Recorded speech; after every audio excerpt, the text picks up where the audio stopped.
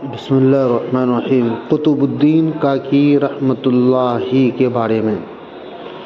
कुतुब मीनार का निर्माण 1911 में कुतुबुद्दीन ऐबक द्वारा शुरू किया गया था और 1220 में उनके उत्तराधिकारी इल्तुतमिश द्वारा पूरा किया गया था। लेकिन टावर का नाम कुतुबुद्दीन ऐबक के नाम पर नहीं रखा गया था, बल्कि एक सूफी संत कुतुबुद्दीन बख्तियार काकी जो आध्यात्मिक थे। इल्तुतमिश के गुरु बख्तियार काकी एक मुस्लिम सूफी फ़कीर संत और चिश्ती संप्रदाय के विद्वान थे।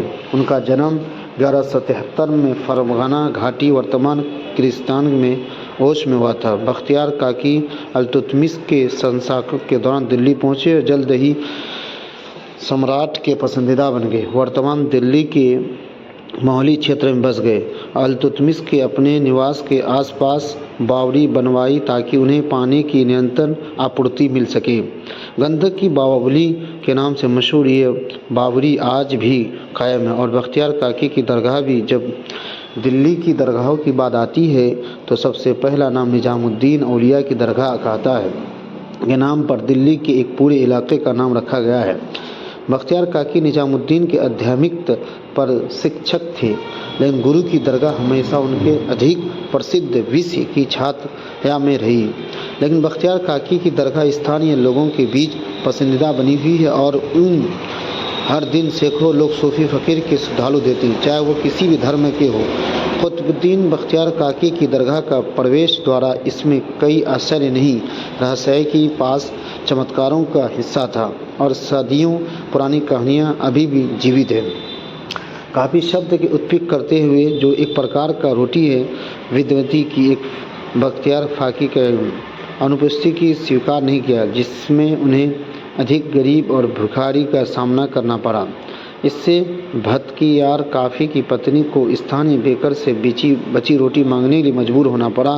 बेकर की पत्नी ने रोटी तो दिया, लेकिन बदले में उसे अपमानित किया। यह सुनकर बख्तियार काकी को अपनी पत्नी को भोजन मांगने से मना किया और आज दरगाह दिल्ली के दक्षिणी इलाके महारोली की भूलभुलैया के अंदर स्थित है। गलियों और गलियों का एक जटिल चक्रव्यूह मंदिर की ओर जाता है। उस स्थान तक पहुंचने का सबसे अच्छा तरीका स्थानीय लोगों से पूछना है। गूगल मानचित्र की तुलना में बहुत बेहतर काम करता है। कई सजावटी मेहरबादार प्रवेश द्वार से होकर गुजरने वाले मार्गों के एक जटिल नेटवर्क के साथ आंतरिक भाग किसी भूलभुलैया से कम नहीं है। एक और कब्र की सिर पर एक रंगीन अनुकलित मंडप है। यह परिसर बख्तियार काकी की कब्र के आसपास केंद्रित है और इस परिसर में कई कब्रें हैं, क्योंकि ऐसा माना जाता है कि आसपास में क्षेत्र दफनाने से स्वर्ग का रास्ता मिल जा सकता है।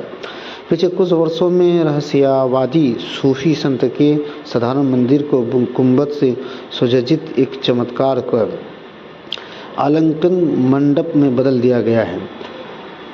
विश्व विस्तृति की करता है, कपड़ा फैलाकर अपना सम्मान व्यक्त करते हैं। दरगाह के प्रवेश पर द्वार अनुष्ठान के अनुस्त्री के बाद 7 कपड़े के इन रंगीन टुकड़ों की बेइज्जती है। दरगाह का एक विशाल क्षेत्र में फैली हुई, जिसमें कब्रें, मस्जिदें, मीनारें और कई अन्य संरचनाएं हैं जो सबसे सामान्य अप्रत्याशित तरीके से बिखरी हुई है। यहाँ कई हॉल भी हैं, जिनमें नौबत खाना, ड्रामा हाउस, मजलिस खाना, मुसल्ली और तोश खाना, रोज चैम्बर शामिल। दरगाह परिसर के बगल में मोती मस्जिद है, जो जफ़र महल के परिसर के अंदर स्थित है। इसका नाम अमीन मुग़ल शासक बहादुर शाह जफ़र के नाम पर रखा गया।